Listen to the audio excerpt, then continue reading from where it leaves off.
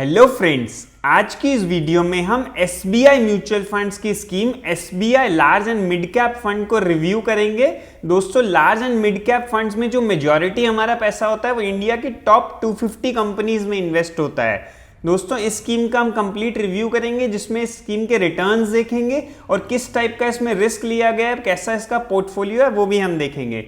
दोस्तों, mutual funds में हम इसलिए भी इन्वेस्ट करते हैं क्योंकि लॉन्ग टर्म में हम इन्फ्लेशन को बीट कर पाते हैं। दोस्तों, इंडिया में 5 से 6% महंगाई बढ़ जाती है और अगर हम अपना पैसा सिर्फ फिक्स डिपॉजिट्स में लगाएंगे जहां पे 6% का रिटर्न मिलता है तो हम इन्फ्लेशन को बीट नहीं कर पाएंगे। इसलिए म्यूचुअल फंड्स में इन्वेस्ट करना आपको ज़रूरी है। और अगर लॉन्ग टर्म में म्यूचुअल फंड में इन्वेस्टमेंट आप करते हैं तो आपको 12, 14, 15% तक का रिटर्न इजीली मिल जाता है। तो चलिए, वीडियो को शुरू करने से पहले अगर आप हमारे चैनल पर नए हो तो इसे सब्सक्राइब कर लीजिएगा। तो चलिए, मैं आपको बता देता हूं कि ये फंड स्टार्ट हुआ था 25 मई 2005 में। लगभग 17 साल ये पुराना फंड है। इसका जो बेंचमार्क है वो निफ्टी 50 है। एट प्रेजेंट इसके रेगुलर प्लान में एक्सपेंस रेशियो है 1.93% का। मिनिमम इन्वेस्टमेंट की बात करें तो अगर आप वन टाइम इन्वेस्टमेंट कर रहे हैं, लमसम कर रहे हैं तो 5000 से स्टार्ट कर सकते हैं, एडिशनल 1000 कर सकते हैं और SIP यानी मंथली इन्वेस्टमेंट अगर आप कर रहे हैं तो 500 मिनिमम है, मैक्सिमम की कोई लिमिट नहीं है।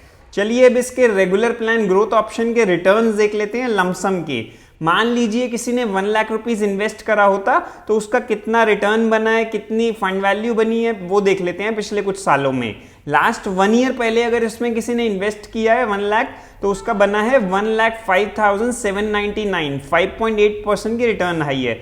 वहीं पे कैटेगरी एवरेज की बात करें तो -0.06% का रिटर्न है। दोस्तों, कैटेगरी एवरेज बताता है कि जो लार्ज एंड मिड कैप के बाकी फंड्स हैं उन सभी की एवरेज निकाल के क्या रिटर्न है। तो कैटेगरी एवरेज से ज्यादा ही रिटर्न लास्ट 1 ईयर में दे रहा है। लास्ट 3 इयर्स में बात करें, अगर किसी ने 1 लाख डिपॉजिट किया तो उसका बना है 1,78,221, 21% का रिटर्न है। कैटेगरी एवरेज से ज्यादा है। कैटेगरी एवरेज में लगभग 18% का रिटर्न है। 5 साल पहले किसी ने अगर 1 लाख रुपए लगाया है तो उसका बन गया है 1,88,477, 13.5% का रिटर्न है। कैटेगरी एवरेज में 11.26 का रिटर्न है। अगर किसी ने 10 इयर्स पहले स्कीम में इन्वेस्ट किया है 1 लाख तो उसका लगभग 5 गुना से थोड़ा सा कम यानी 4,77,000 बन गया, 16.9% का रिटर्न आ रहा है। कैटेगरी एवरेज में 15% का रिटर्न है। तो देखिए, ये फंड लगातार अपनी कैटेगरी एवरेज से आउट परफॉर्मेंस ये दे रहा है। और सिंस इंसेप्शन यानी जब से ये स्कीम स्टार्ट हुई है, अगर किसी ने 1 लाख रुपीज डिपॉजिट करे होते स्टार्टिंग में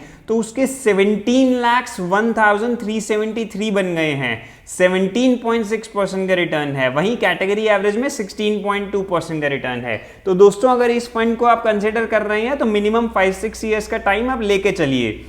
अब इसके SIP के रिटर्न्स देख लेते हैं। किसी ने 1000 पर मंथ इन्वेस्ट किया है तो उसको क्या मिला है। लास्ट 1 ईयर पहले किसी ने किया है 1000 पर मंथ तो 12,000 का 14,097 बना है, 17% की रिटर्न आई है। अगर 2 साल पहले किसी ने SIP करी है तो उसके 30,000 बन गए हैं, 19% का रिटर्न है। 3 साल पहले किसी ने SIP स्टार्ट करी है तो 53,300 बन गए हैं, 25% रिटर्न। 5 इयर्स पहले किसी ने SIP स्टार्ट करी तो 60,000 डिपॉजिट हुआ, 1000 के हिसाब से 98,387 का कॉर्पस बना है, 19.42% का रिटर्न है। यही 10 साल पहले किसी ने SIP स्टार्ट करी है तो उसका 2,87,000 बन गया है और 16.5% का रिटर्न है। तो काफ़ी अच्छा रिटर्न ये फंड दे रहा है और काफ़ी कंसिस्टेंट इसकी रिटर्न्स भी हैं। चलिए, अब इसका पोर्टफोलियो देख लेते हैं। इसमें जो लार्ज कैप स्टॉक्स हैं यानी टॉप के 100 स्टॉक्स हैं उसका 37% का पोर्टफोलियो है। नेक्स्ट 150 स्टॉक्स जो मिड कैप कहलाते हैं उनका 27% का इसमें पोर्टफोलियो है। और जो 250 स्टॉक्स के बाद की सारी कंपनीज होती हैं, स्मॉल कैप कहती हैं वो कहलाती हैं, उसमें 13% इन्वेस्टमेंट है। और दोस्तों, टोटल इसमें 62 स्टॉक्स हैं। टॉप के 10 स्टॉक्स का पोर्टफोलियो 37% और टॉप के 3 सेक्टर्स का पोर्टफोलियो 31.59% है। चलिए, टॉप 5 स्टॉक्स देख लेते हैं कौन से हैं। ICICI bank, page industries, state bank of India, axis bank, Infosys. Top 5 stocks का टोटल पोर्टफोलियो 21.85% है। चलिए, अब इसमें देख लेते हैं किस टाइप का रिस्क लिया गया है फंड में। इसको कैटेगरी एवरेज से भी कंपेयर हम करेंगे।